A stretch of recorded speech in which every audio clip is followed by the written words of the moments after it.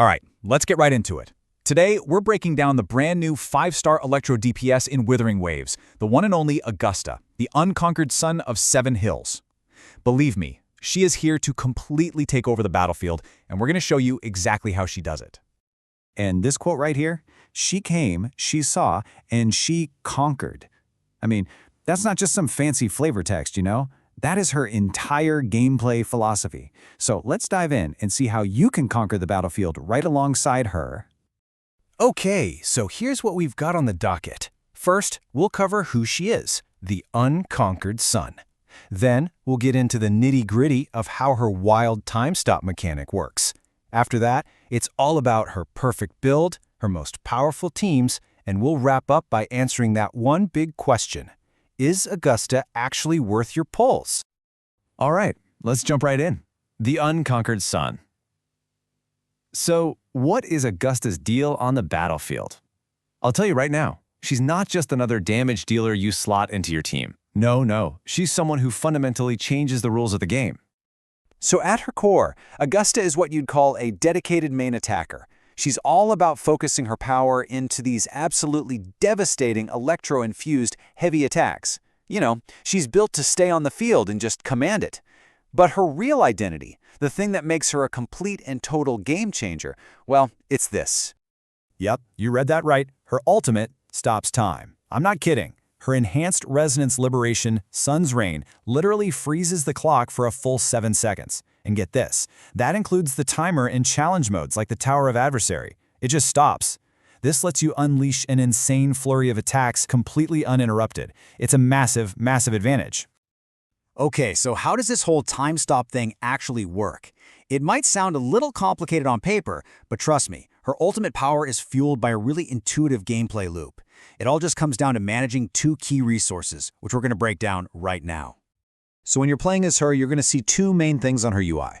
First, there's the circular King's Majesty gauge, and then you've got these 2 intimidation sword icons. And really your goal is super simple. Use the circle gauge to get stacks for the swords. So what's the rotation look like? It's actually a really simple process. Check it out. She generates one of those intimidation stacks for free just by being off-field.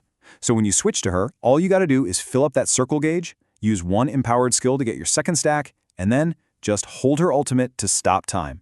That's it. It's that easy. And in practice, this whole thing is even simpler than it sounds. Because of that passive skill, Blazing Resolve, you'll start pretty much every single rotation with 1 stack already waiting for you. That means you just have to do 1 empowered skill combo on field to get that second stack, and then boom, you're ready to reign.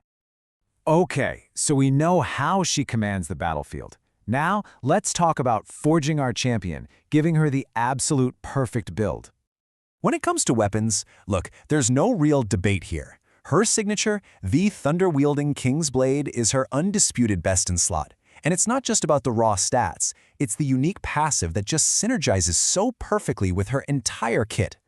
And this right here is the reason why. Her signature weapon lets her heavy attacks ignore up to 36% of the enemy's defense. That is a massive damage multiplier. And the best part? Augusta's passive skill lets her create her own shields just by dealing damage, which means this incredibly powerful effect is pretty much always active. Okay, for her echoes, the choice is super clear. You want the False God King. It buffs both her electro and her heavy attack damage, so it's a no-brainer. For the harmony effects, though, the new Glory Forge Crown set is just perfect for her. Why? Because that self-shielding passive we just talked about, it constantly triggers the set's powerful ATK and crit damage buffs. It's like they were made for each other. Now for her stats, here's what you want to aim for.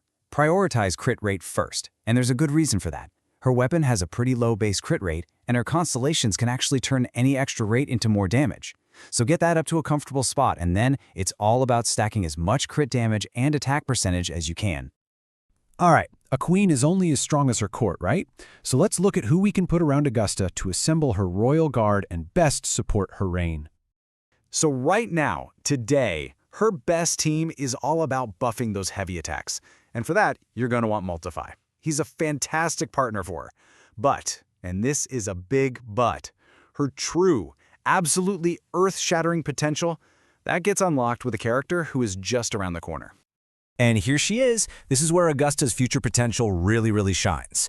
The upcoming character, her entire kit seems like it was tailor-made to amplify Augusta's power, providing a massive heavy attack damage boost. Seriously, if you're thinking about investing in Augusta now, you need to keep a very, very close eye on Yuno's release in the second half of this patch. Okay, so we know she's powerful, we know how to build her, and we know who her dream team is. But now we get to the big question, the one that matters for your account. Is Augusta worth it? Should you pull for her weapon, or her constellations?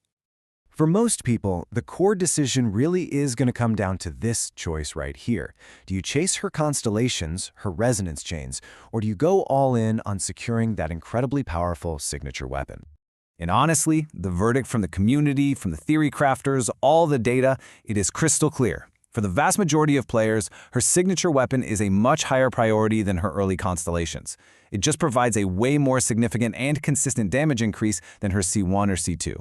I mean, that defense ignore passive, it's just too good to pass up. And here is why that investment matters so much. Look at this number.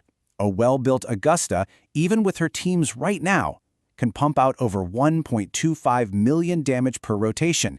That is a huge number. It places her firmly in the absolute top tier of damage dealers in the entire game. So, let's wrap this up with the final verdict. The pros? Her damage is top tier. That time stop is a total game changer, and she can shield herself, which is awesome for certain buffs. The cons? Well, she needs a lot of on-field time to get going, her mechanics can be a little tricky for new players, and yeah, she is very dependent on that signature weapon to really hit her peak performance. So it all comes down to this question.